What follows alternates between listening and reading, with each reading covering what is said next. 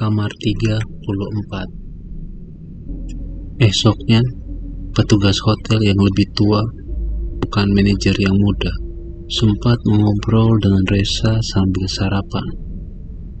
Saat Reza menyebut kamarnya, petugas itu langsung diam. Akhirnya, dia berkata pelan, "Pak, dulu tahun 80-an, pernah ada perempuan yang dibunuh di kamar itu. Dia tamu hotel, sempat hilang 3 hari. Ditemukan terkunci di dalam lemari pakaian, sudah tak bernyawa. Sejak itu, beberapa tamu mengeluh, tapi manajemen tidak menutup kamar itu karena alasan bisnis." Setelah pulang ke Jakarta, Reza mengaku demam 3 hari, dan sampai sekarang ia tidak pernah mau menginap di hotel itu lagi. Bahkan sekedar melintas depannya saja membuat bulu kuduknya berdiri. Kamar 34 masih ada katanya, masih disewakan, dan masih menyimpan sesuatu yang belum benar-benar pergi. Setibanya di Jakarta, Reza langsung jatuh sakit. Badannya panas dingin, tubuh lemas, dan malam-malam pertama ia mengalami mimpi buruk yang sama berulang kali. Dalam mimpi itu, ia berada di kamar hotel yang sama. Ia duduk di ranjang dan di depan lemari pakaian. Seorang perempuan berdiri membelakanginya. Rambut panjang menutupi wajah. Perempuan itu berkata dengan suara pelan dan dalam, "Kembalikan aku, atau kamu ikut aku." Mimpi itu terus terulang selama 3 malam.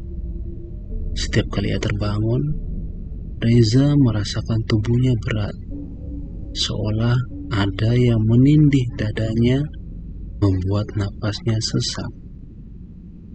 Ia mulai curiga, ini bukan sekedar mimpi. Reza yang sebenarnya tidak terlalu percaya mistis, akhirnya mendatangi seorang teman yang bisa melihat. Seorang perempuan bernama Mira yang dikenal memiliki kepekaan spiritual. Mira hanya memegang foto kamar hotel yang dikirim Reza.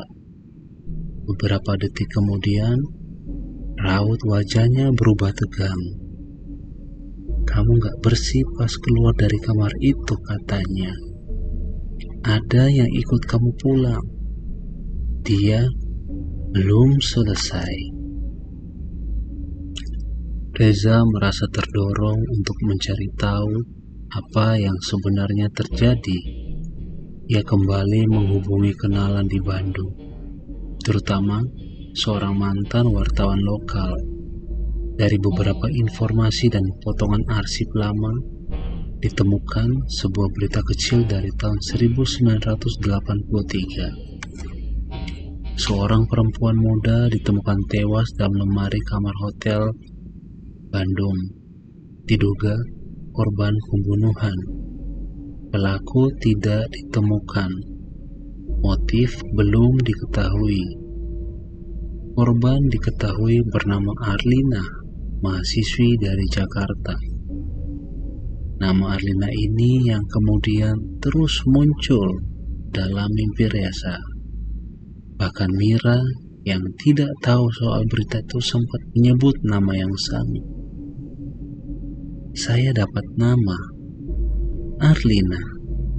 Dia yang minta tolong." 4 bulan setelah kejadian, Reza memutuskan kembali ke Bandung. Tapi kali ini bukan untuk menginap. Dia hanya ingin meletakkan bunga dan berdoa di depan hotel itu. Ia tidak masuk, hanya berdiri beberapa menit di seberang jalan, membawa bunga melati. Ia meletakkan bunga itu di pot tanaman di seberang pintu utama. Saat itu, entah kenapa, angin sangat kencang tiba-tiba berhembus, membuat daun-daun berguguran. Seketika, tubuh Resa merinding. Ia merasakan bau melati yang sangat kuat. Padahal, bunga yang ia letakkan belum sempat disentuh. Ia mendengar sesuatu.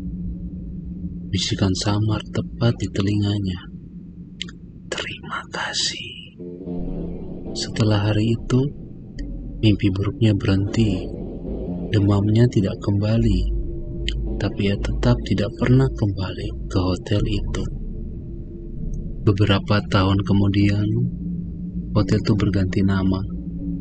Bangunannya masih berdiri, tapi kamar 34 tidak lagi digunakan. Pihak manajemen merenovasi sebagian besar kamar, tapi anehnya, kamar itu tidak pernah diubah.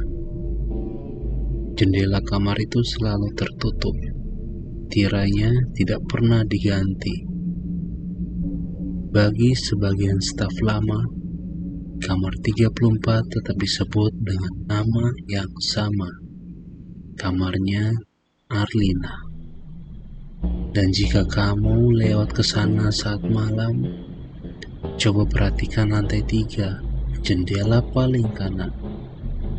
Kadang mereka bilang, kau bisa melihat bayangan perempuan berdiri di balik tirai, menghadap keluar, menunggu seseorang mengembalikannya ke tempat yang seharusnya.